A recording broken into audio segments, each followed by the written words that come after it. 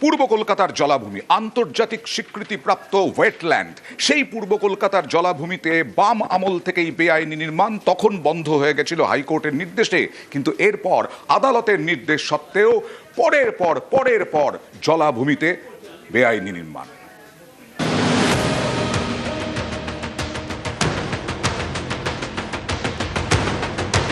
রবিবার গভীর রাত নরেন্দ্রপুরের নাজিরাবাদে পরপর দুটি গোডাউনে বিধ্বংসী আগুন লাগে, বেশ কয়েকজন মারা যান।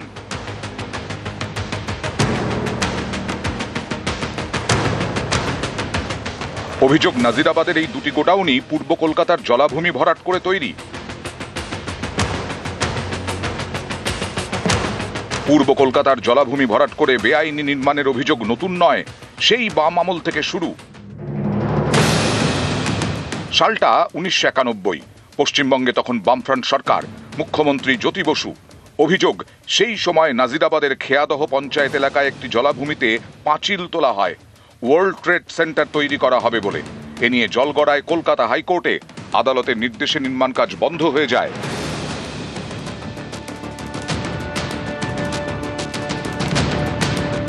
আমি আর আমার 2-3 বন্ধু আমরা পাখি দেখতে যেতাম। এই খবরটা আমরা জানলাম যে ওখানে একটা world trade centre east Kolkata ওয়েটল্যান্ডে মাঝখানে করবে। প্রত্যেকটা ওয়েটল্যান্ড, প্রত্যেকটা connected to the next one. এটা নিয়ে আমরা কোর্টে গেলাম, পরিষ্কার করে বলে দিল জাজ যে ইস্ট কলকাতা ওয়েটল্যান্ড এই জায়গাটায় কনস্ট্রাকশন হবে না। তখন লেফট ফ্রন্ট গভর্নমেন্ট ছিল। ডকুমেন্ট গুলো লেখা আছে ক্লিয়ারলি, কলকাতার এক্সপ্যানশন যেটা হবে will be to the north আর ক্রস দ্য রিভার, ইস্টে হবে না। ওই ওয়েটল্যান্ডটা মানে ইউনিক।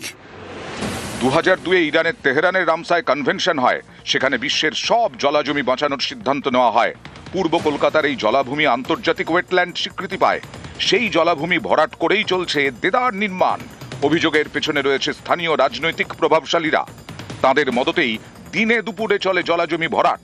তারপর কোথাও তৈরি করা হয় বহুতল, কোথাও গোডাউন, কোথাও দোকান।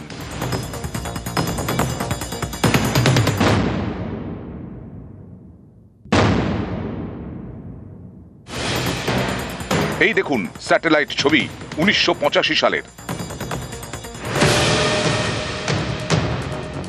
নরেন্দ্রপুরের খেয়াদহ এলাকায় তখন বিস্তীর্ণ জলাভূমি, 500 একর জুড়ে সবুজে সবুজ।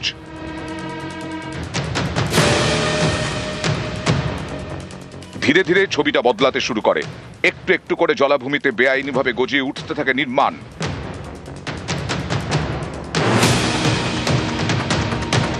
যত দিন গেছে জলাজমি দখল করে বেআইনি নির্মাণের সংখ্যা ততই বেড়েছে। স্যাটেলাইট ছবিতে যা স্পষ্ট।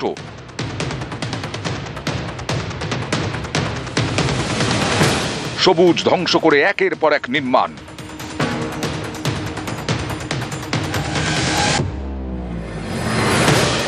জলাজমি ধ্বংস করে পরপর নীল শেড।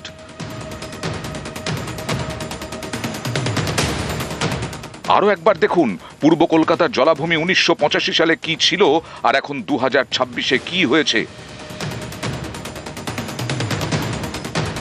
এই খেয়াদহ এলাকাটি সোনারপুর উত্তর বিধানসভা কেন্দ্রের মধ্যে পড়ে। 2022-এ নিউজ 18 বাংলায় এই এলাকার জলাভূমি ভরাটের খবর দেখানো হয়। তখন পদক্ষেপের আশ্বাস দেন স্থানীয় তৃণমূল বিধায়ক। বলেন, বেআইনি কাজের সঙ্গে কোনো আপোষ করা হবে না। যার নাম আসছে এফআইআর করুক, পুলিশের কাছে যাক, যে যার নাম যে কমপ্লেন আসছে আসুক, আইনি পদক্ষেপ নেওয়া হোক না, অসুবিধা নেই তো। কোনো বেআইনির সাথে আপোষ হবে না। 4 বছর পর বিধায়ক হাত তুলে নিচ্ছেন, বলছেন তদন্ত হোক। আমরা সেখানে জলে রিজার্ভার করতে পারবো বা ইলেকট্রিক কানেকশন দিতে পারবো। এটা আমাদের বেশ কিছুদিন ধরে, প্রায় বছর 3 ধরে আমরা পারমিশনের জন্য অপেক্ষায় আছি, কিন্তু আমরা পারমিশন পাইনি। আপনারা পাচ্ছেন না দিদি, কিন্তু এই যে কারখানাগুলো যারা তৈরি করলে আলো এবার রাতের অন্ধকারে, তারা কি করে পারমিশন পাচ্ছেন? সেই জন্যই বলছি তদন্ত হোক, এটা একটা তদন্ত হোক, কারা পাচ্ছে, কিভাবে পাচ্ছে, তাহলে পুলিশ প্রশাসন এটা দেখুক। পুরমন্ত্রী কিন্তু অন্য যুক্তি দিচ্ছেন।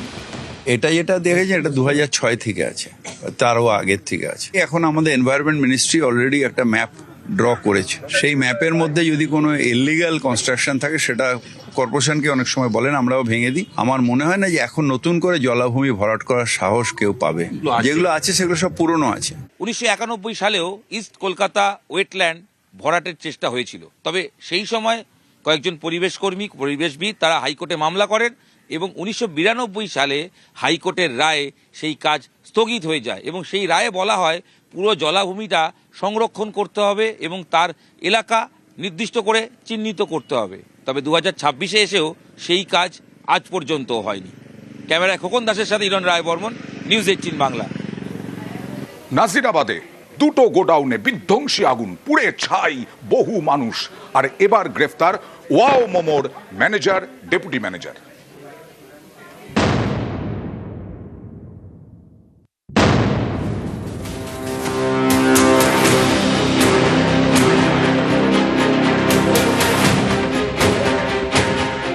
পাশাপাশি দুটো গোডাউন, একটি ওয়াও মোমোর আর একটি ডেকোরেটরের।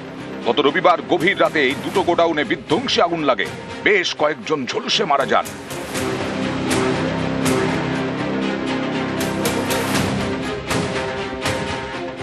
এই ঘটনায় শুক্রবার গ্রেফতার ওয়াও মোমোর 2 আধিকারিক, ম্যানেজার মনোরঞ্জন শীট এবং ডেপুটি ম্যানেজার রাজা চক্রবর্তী। শুক্রবার ভোরে এই দুজনকে নরেন্দ্রপুর এলাকা থেকে গ্রেফতার করা হয়।